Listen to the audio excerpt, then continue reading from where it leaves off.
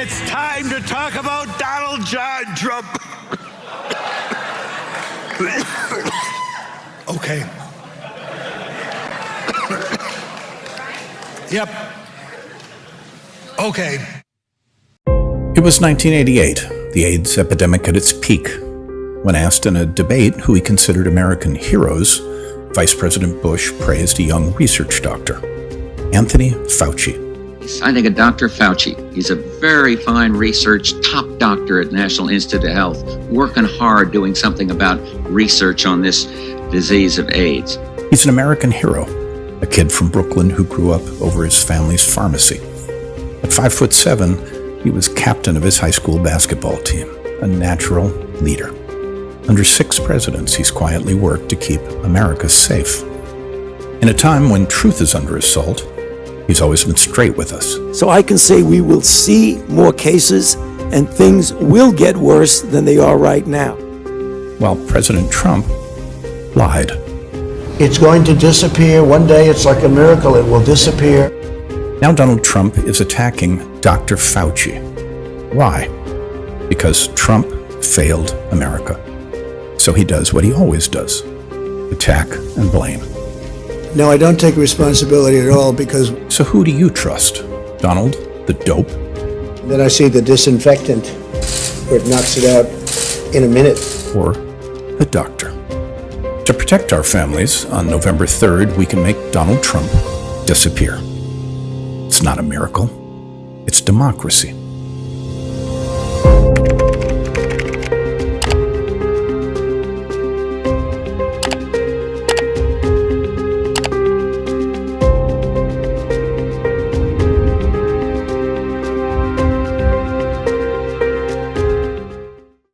Good evening, Donald, and welcome to the Story Hour, brought to you by the Lincoln Project. Tonight on Story Hour, we'll offer a brief reading of your niece Mary Trump's new book, Too Much and Never Enough. Oh, you know what book it is, Donald. You tried your very best to stop her from writing it.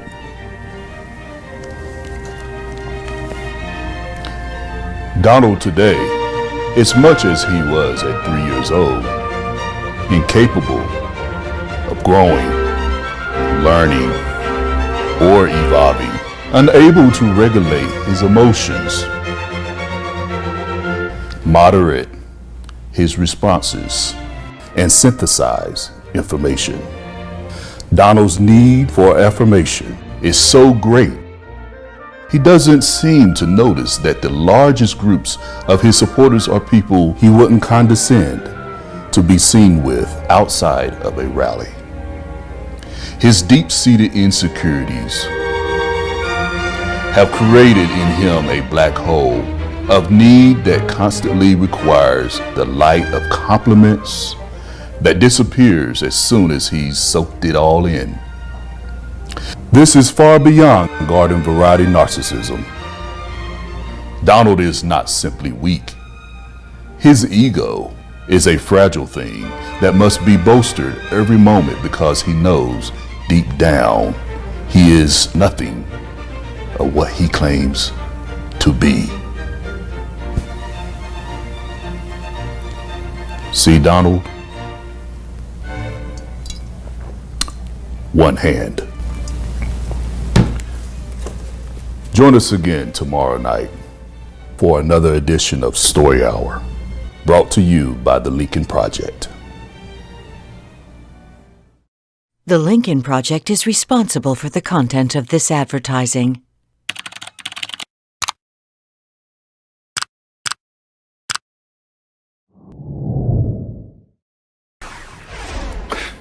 As of tonight, the United States has 3,433,137 confirmed cases of coronavirus. And as of tonight, the United States has suffered 137,073 deaths from coronavirus.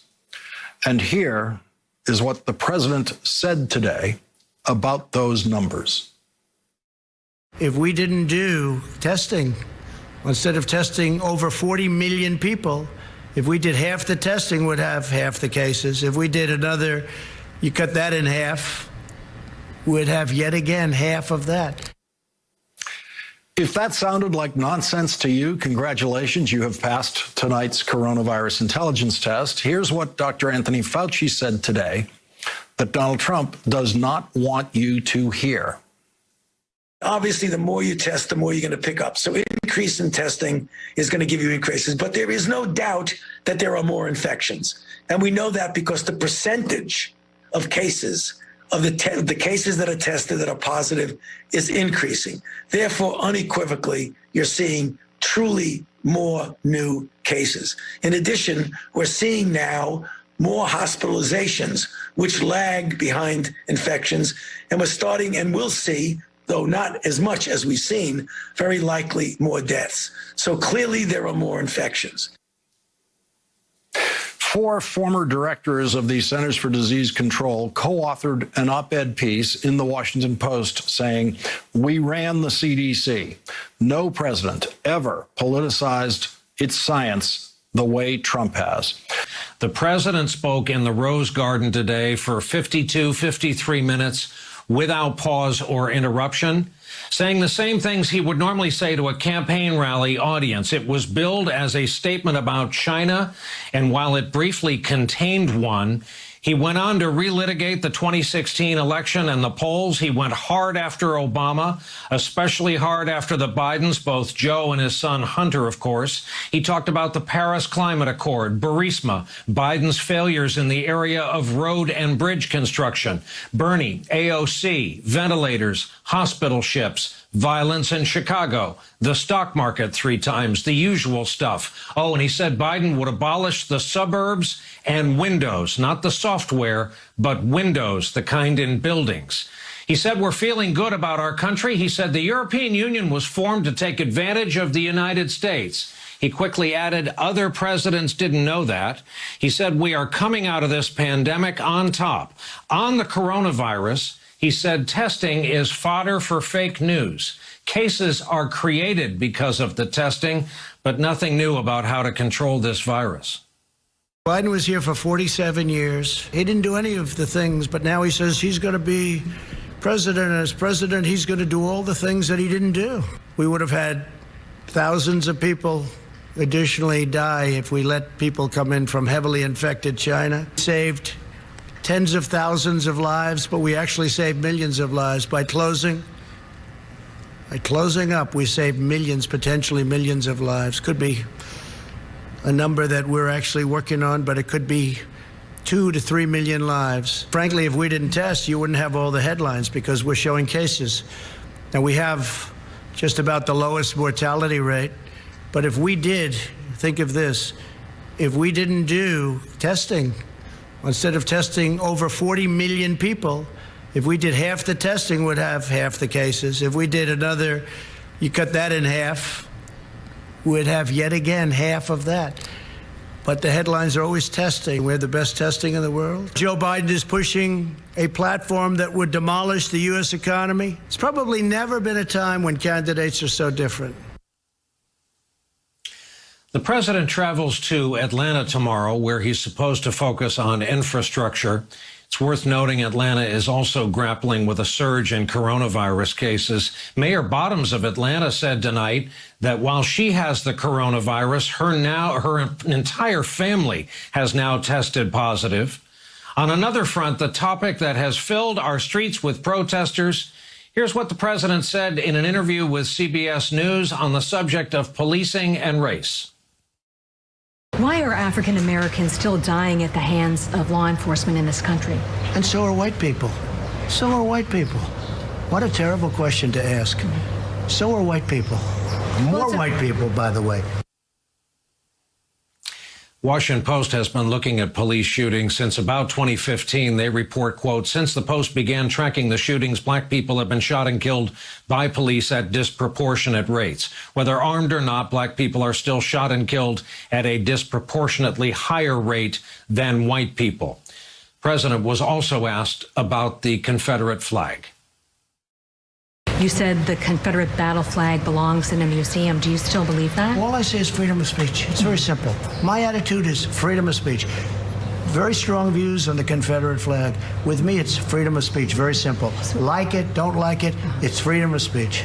Would you be comfortable with your supporters displaying the Confederate battle flag at political events? You know, it depends on what your definition is, but I am comfortable with freedom of speech. It's very simple. But you understand why the flag is a painful symbol for many people because it's a reminder of slavery. Well, people love it, and I know people that like the Confederate flag, and they're not thinking about slavery. I look at NASCAR. You go to NASCAR, you had those flags all over the place. They stopped it. I just think it's freedom of speech, whether it's Confederate flags or Black Lives Matter or anything else you want to talk about. It's freedom of speech. Trump was also asked about the decision by LA public school officials to start the academic year with online classes only. It's a terrible decision because children and parents are dying from that trauma too. They're dying because they can't do what they're doing. Mothers can't go to work because all of a sudden they have to stay home and watch their child, and fathers. What's happening? You know, there's a tremendous strain on that whole side of the equation. I also say a decision like that is politics, because we're starting to do very well in the polls because I'm for law and order. I'm for strong business. Our jobs are coming back at a record level. I built it once before, the strongest economy ever. I'm doing it again. And they don't want that to happen because they think... Who's the they? They is the Democrats. Earlier today, Trump's vice president was backing him up on this rush to reopen schools. Please listen to this. He actually said something quite shocking about ignoring the guidance from our own government about the health and safety of students and teachers. We don't want CDC guidance to be a reason why people don't reopen their schools. In a speech that clearly got under Trump's skin, Joe Biden again today blasted the president's pandemic response. Mr. President, open everything now isn't a strategy for success. It's barely a slogan. Quit pushing the false choice between protecting our health and protecting our economy. All it does is endanger our recovery on both fronts. And Dr. Anthony Fauci, who continues to come under attack from this White House, more on that in a moment, today put these latest outbreaks into some sobering perspective for the rest of us. This is a pandemic of historic proportions. I think we can't deny that fact.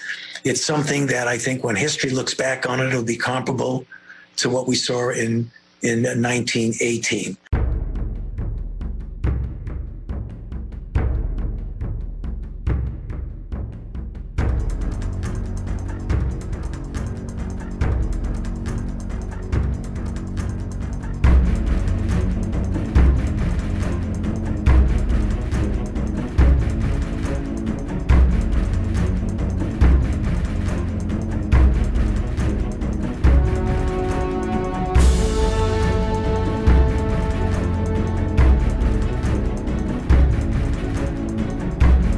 Better than anyone working in the White House, better than any Republican member of Congress, and much, much better than any of the Trump voters out there who love Donald Trump so much that they risk their lives following his public health advice instead of Dr. Anthony Fauci's.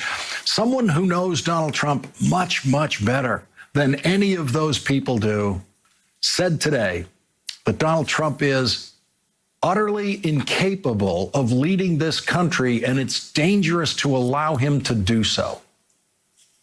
Boil it down. What's the single most important thing you think the country needs to know about your uncle?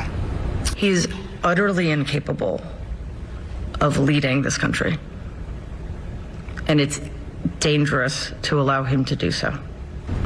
Based on what you see now or what you saw then? Based on what I've seen my entire adult life. That was Donald Trump's niece, Mary Trump, who is a clinical psychologist. Her book about Donald Trump is on sale in America today, thanks to her lawyer, Ted Boutros, who beat Donald Trump's lawyer in court when Donald Trump's lawyer tried to block publication of the book. Ted Boutros will join us later in this hour tonight. The leader of the World Health Organization said essentially the same thing that Mary Trump said about Donald Trump being incapable of leading this country. And he also said that Donald Trump is incapable of leading the world through this pandemic, as all previous presidents of the United States would have at least attempted to do. But the leader of the World Health Organization didn't mention Donald Trump's name when he said that. Make no mistake. The greatest threat we face now is not the virus itself. Rather, it's the lack of leadership and solidarity at the global and national levels. Lack of leadership. That's the greatest threat now, not the virus. Lack of leadership. And it's actually worse than a lack of leadership because Donald Trump is actually leading people to their deaths. Once again today, Donald Trump said, quote, "We have to open our schools." And he does not ever say, we have to open our schools safely. He never attaches that one extra word, safe, to the opening of schools. He just says, we have to open our schools. And once again, Donald Trump has made it clear that he does not care how many teachers die from coronavirus if we just reopened all of our schools and invited every student back into the classroom, just like it was 2019. And once again, it's clear that Donald Trump does not care how many children might die or how many children might get brain damage, which is one of the possible effects of coronavirus in children. And Donald Trump does not care because, as Mary Trump has diagnosed her uncle, he is a sociopath. And that is the same clinical assessment that over 30 psychiatrists and mental health professionals in a book warning us about Donald Trump's fragile and dangerous psyche delivered to us. But there was something else on display today when Donald Trump talked about schools that Mary Trump describes in her book. Quote, "He may have a long, undiagnosed learning disability that for decades has interfered with his ability to process information." Donald Trump's inability to process information has been reported by many Trump White House insiders, and it was on vivid display today when he was asked a very simple question: what do you tell parents and teachers who feel it's unsafe to go back into their classrooms? What do you tell parents and teachers who feel that it's unsafe to go back? I would tell parents and teachers that you should find yourself a new person, whoever's in charge of that decision, because it's a terrible decision. Did you hear that? The question was, what do you tell parents who think it's unsafe for their children to go back into the classroom? And Donald Trump said, I would tell parents that you should find yourself a new person, whoever's in charge of that decision, because it's a terrible decision. The parent is in charge of the decision of whether the child will go back to school. Donald Trump would tell parents to find a new parent to make that decision for their child. That is what the President of the United States said today, and that is a clear and complete inability to process information, to process the words that were just said to him. Donald Trump could not process that simple question, and therefore he could not answer that question, but he kept talking.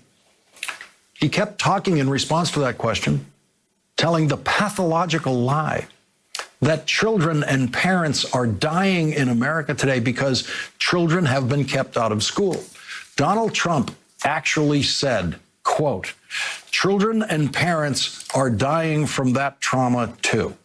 They're dying because they can't do what they're doing. Mothers can't go to work because all of a sudden they have to stay home and watch their child." Not one child in America has died because that child has not gone to school during the pandemic.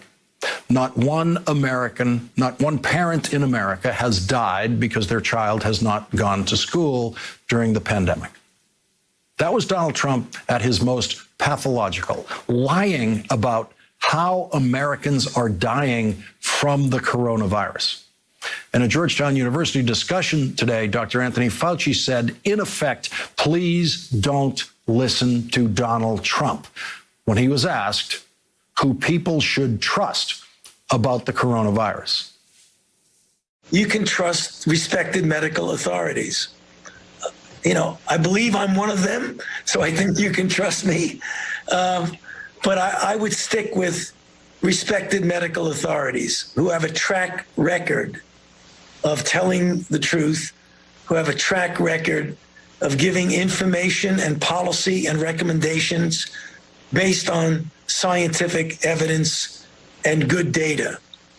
So if I were to give advice to you and your family and your friends of your family, I would say that's the safest bet to do, to listen to the recommendations from that category of people. But it's entirely understandable how the public can get mixed messages and then get a bit confused about what they should do. Yeah, I think we know how the public is getting mixed messages. Apparently, too many people in Florida have been getting mixed messages and have been listening to Donald Trump's public health advice and the Trump loyalist governor of Florida, Ron DeSantis, who 2 months ago was literally laughing about predictions that Florida was headed for an increase in coronavirus cases. You got a lot of people in your profession who waxed poetically for weeks and weeks about how Florida was going to be just like New York. Wait 2 weeks, Florida's going to be next. Just like Italy, wait 2 weeks. Well, hell, we're 8 weeks away from that, and it hasn't happened. So they got to try to find a boogeyman. Maybe it's that there are black helicopters circling the Department of Health. If you believe that, I got a bridge in Brooklyn I'd like to sell you.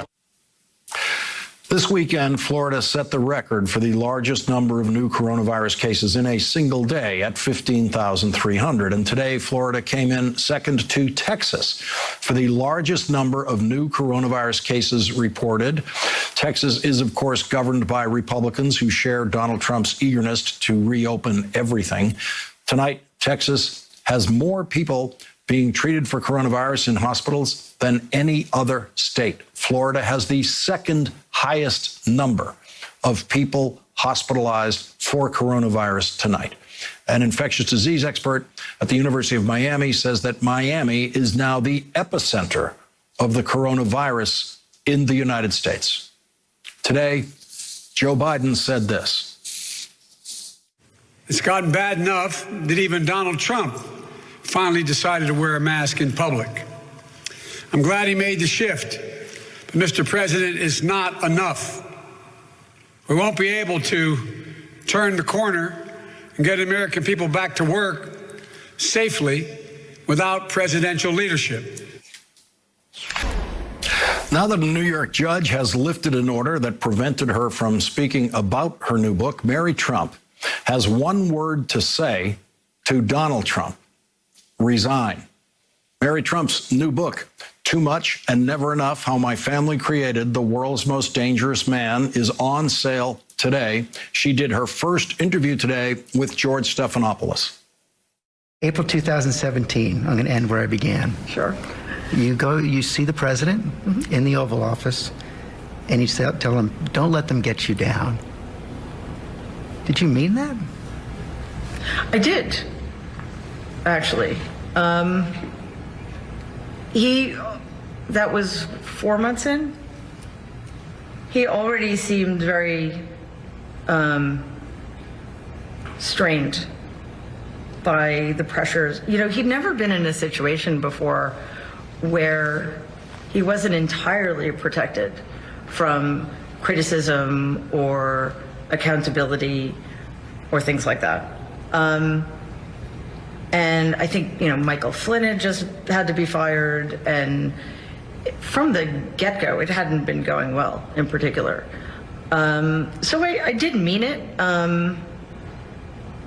in some sense, you know, I didn't mean I want you to keep doing what you're doing and get away with it, but, and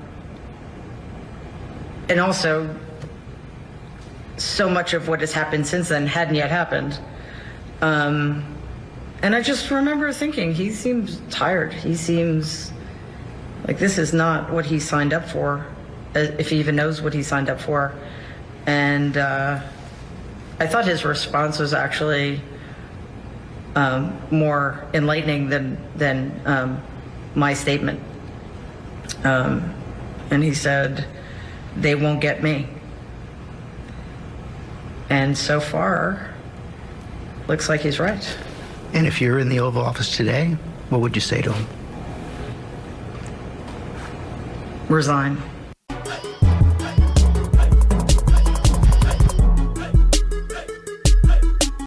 It was 1988, the AIDS epidemic at its peak. When asked in a debate who he considered American heroes, Vice President Bush praised a young research doctor, Anthony Fauci. I think of Dr. Fauci. He's a very fine research, top doctor at National Institute of Health, working hard doing something about research on this disease of AIDS. He's an American hero, a kid from Brooklyn who grew up over his family's pharmacy. At 5'7", he was captain of his high school basketball team, a natural leader. Under 6 presidents, he's quietly worked to keep America safe. In a time when truth is under assault, he's always been straight with us. So I can say we will see more cases and things will get worse than they are right now. While President Trump lied. It's going to disappear. One day it's like a miracle. It will disappear. Now Donald Trump is attacking Dr. Fauci. Why? Because Trump failed America. So he does what he always does, attack and blame. No, I don't take responsibility at all because... So who do you trust? Donald, the dope? Then I see the disinfectant where it knocks it out in a minute. Or the doctor? To protect our families, on November 3rd, we can make Donald Trump disappear. It's not a miracle. It's democracy.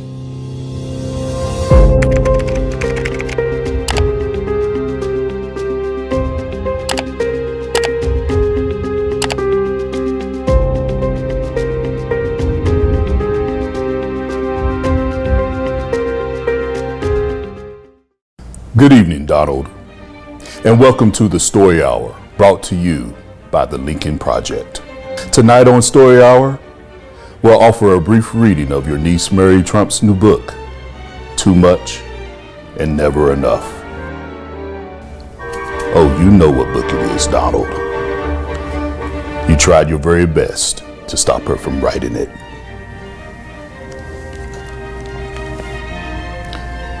Donald today, as much as he was at 3 years old, incapable of growing, learning, or evolving, unable to regulate his emotions, moderate his responses, and synthesize information. Donald's need for affirmation is so great, he doesn't seem to notice that the largest groups of his supporters are people he wouldn't condescend to be seen with outside of a rally. His deep-seated insecurities have created in him a black hole of need that constantly requires the light of compliments that disappears as soon as he's soaked it all in. This is far beyond garden variety narcissism. Donald is not simply weak. His ego is a fragile thing that must be bolstered every moment because he knows deep down he is nothing of what he claims to be. See, Donald? One hand. Join us again tomorrow night for another edition of Story Hour, brought to you by the Lincoln Project. The Lincoln Project is responsible for the content of this advertising.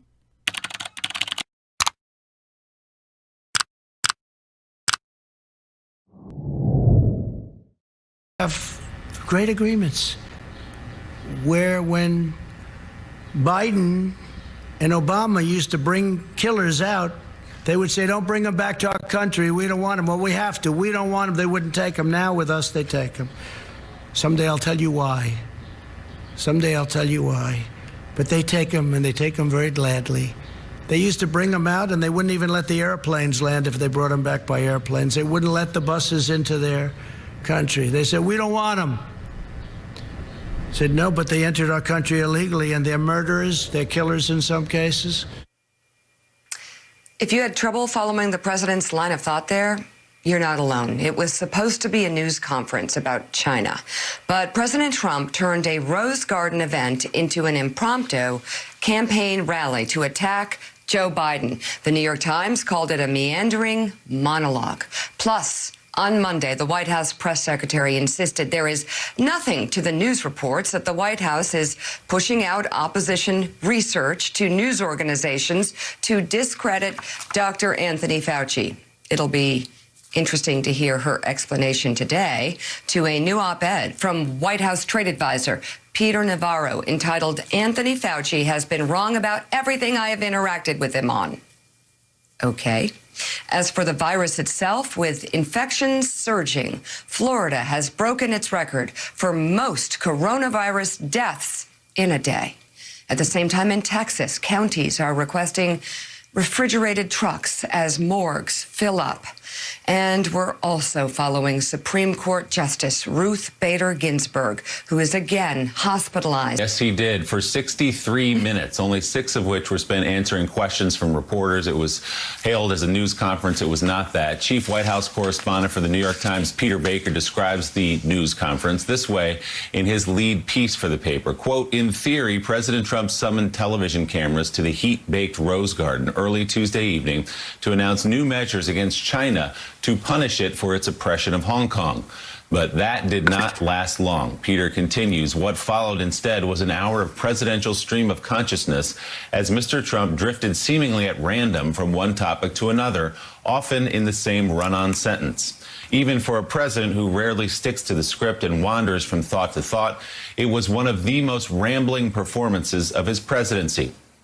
Peter continues, he weighed in on China and the coronavirus and the Paris Climate Change Accord and crumbling highways, and then China again and military spending, and then China again, and then the coronavirus again, and the economy and energy, taxes and trade with Europe, illegal immigration and his friendship with Mexico's president, and the coronavirus again, and then immigration again, and crime in Chicago and the death penalty, and back to climate change and education and historical statues and more.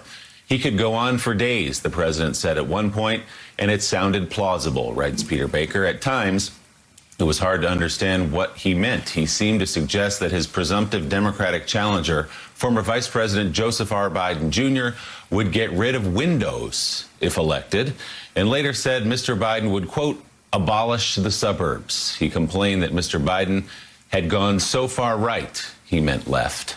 Even for those who follow Mr. Trump regularly and understand his shorthand, it became challenging to follow his train of thought, to put it mildly. Here is some of what we heard yesterday from the President of the United States.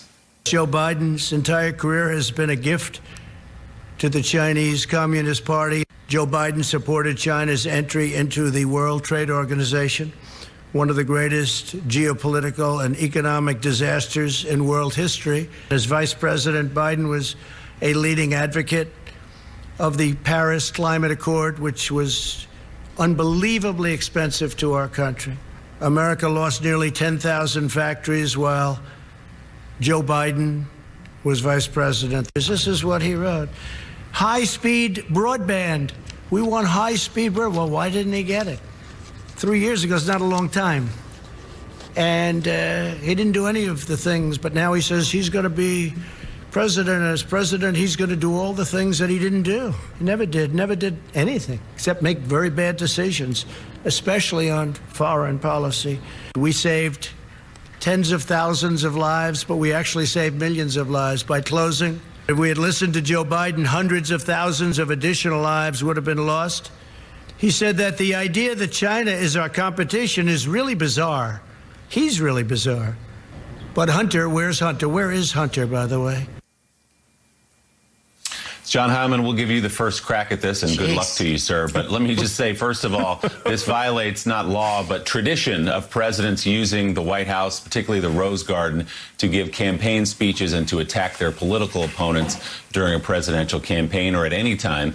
But also, there is a burning crisis going on in the country right now, and none of those 63 minutes got us any closer to solutions about coronavirus, about what's happening in Southern California and Houston and Georgia and Florida and Arizona, across the country right now, or address concerns about whether or not kids will get back to school.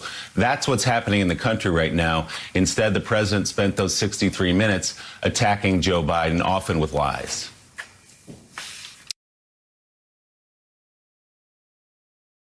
Right. So, good morning, Willie. Good morning, Mika.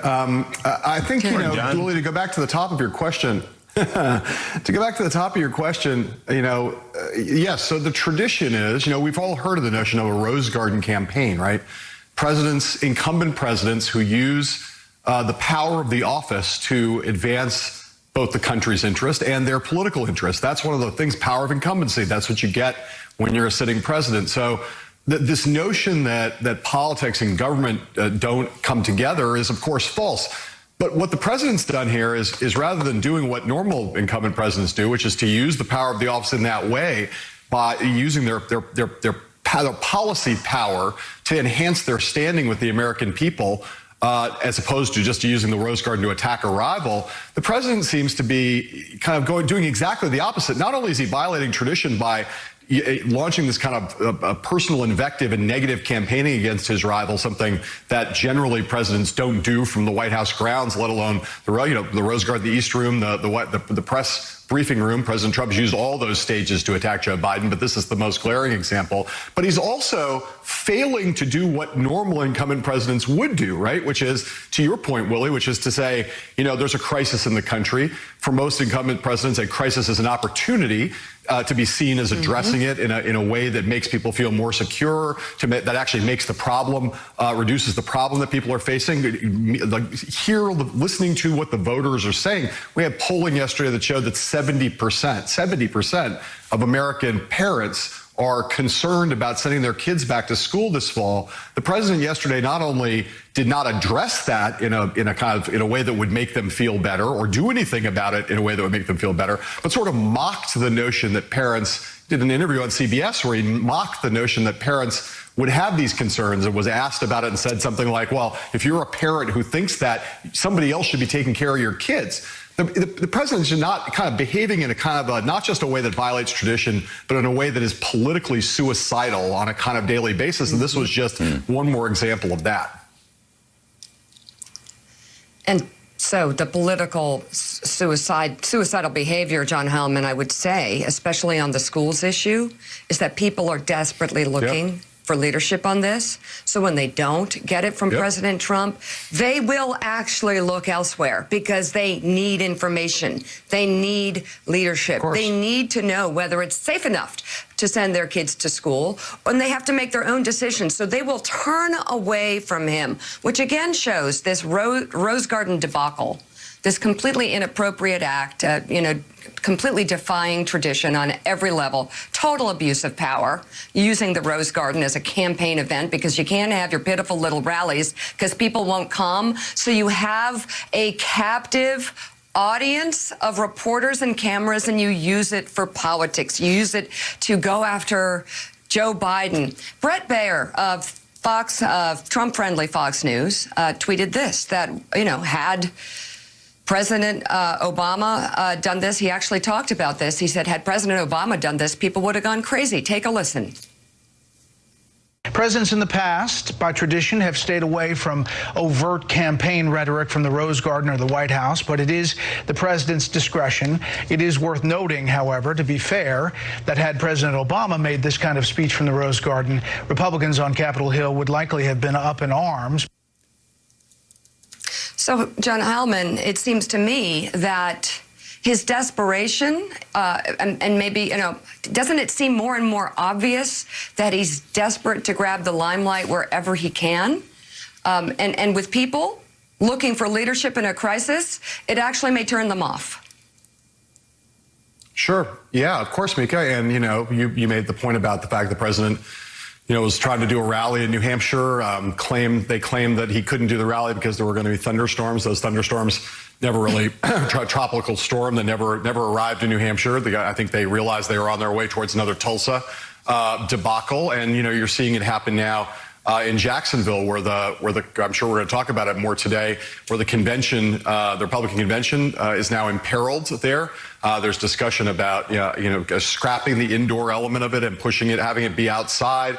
The possibility of people having to wear masks there, which of course would be the appropriate thing for public health, but not what the president wants. So the president's best laid plans, the things he's relied on as campaign tools, the things he loves to do, the big rally, people standing shoulder to shoulder. He's now, for the sake of public health, not really able to do that. So of course, this is the perfect, for him, from his point of view, the perfect captive audience, as you said. But I'd say one more thing, right, which is just even if you forget about all of that, the grotesque abuse of public resources, yes, taxpayer-funded stage. If you forget about all that, just take it as pure politics. If you just evaluate what he did yesterday in terms of his attacks on Joe Biden, did anybody hear an effective attack on Joe Biden? Did anybody hear a frame on Joe Biden that might have a chance of improving his political standing, of taking Joe Biden down a peg? Quite the contrary. If you listen to that thing for an hour yesterday, I defy you to tell me what the president's argument is against Joe Biden on the basis of what he said yesterday. It was just incoherent rambling. And I think that's one of the other elements of what's happening here is the president is incredibly frustrated with the fact that in Joe Biden, who is not, we will say over and over again, not a perfect candidate, has his flaws, has his weaknesses, as all of us do. But the president's incredibly frustrated in that he cannot find an effective frame for Joe Biden. This is like the nightmare candidate for him. Another septuagenarian, relatively culturally moderate, conservative even, white guy. That is not what Donald Trump wanted to run against, and he is yet to. We're now in July, and the president does not know how to make the case against Joe Biden, and that was vividly on display yesterday in the Rose Garden. Yeah, Sean, it's probably not a good sign for your campaign when in mid-July of an election year, your attack on Joe Biden is that he wants to, quote, abolish the suburbs and maybe even get rid of windows altogether, which was definitely begging for a couple of follow-up questions about what he meant there in terms of climate change. But Shauna, to John's point, this has been a frustration for this campaign. They're trying to put Joe Biden in the same category with members of Congress who are progressive boogeymen and women that they've been using now for a couple of years. The label doesn't fit. Donald Trump knows that on Joe Biden, that he's a wild leftist, that he's a tool of the radical left. So instead, you get what we saw yesterday, which is this kind of hodgepodge, this mashup of incoherent attacks on Joe Biden and not really a frame that he can use going into November. Yeah, I mean, in some ways it was sort of as President Trump was playing his own version of 2020 bingo. He mentioned AOC, he mentioned Bernie Sanders, he mentioned Green New Deal, and it was a hodgepodge. But in some ways, I can imagine a world where if he says all these sound bites and he says all these quotes, even if when you watch the whole thing together, it doesn't make that much sense, then he's creating ads for his campaign. He's creating sound bites for certain shows on Fox News or OAN, who he called on an OAN reporter in that press conference yesterday. And he is looking in some ways for the best possible soundbite. And so, yes, if you listen to it from top to bottom, I didn't really understand it. I had to go back and listen last night before I went to bed because I was actually doing work at 5 o'clock in the afternoon. But there were certain keywords, buzzwords that his base will like. They don't like the Green New Deal. They don't like Alexandria Ocasio-Cortez. They don't like Bernie Sanders. So he is trying to figure out what sticks. But when you take those things independently, you may have the makings of a campaign ad for his actual campaign. That's not what you're supposed to use the Rose Garden for, as Mika already mentioned. This goes against protocol. This goes against tradition. But I think we always have to remember right now, we have to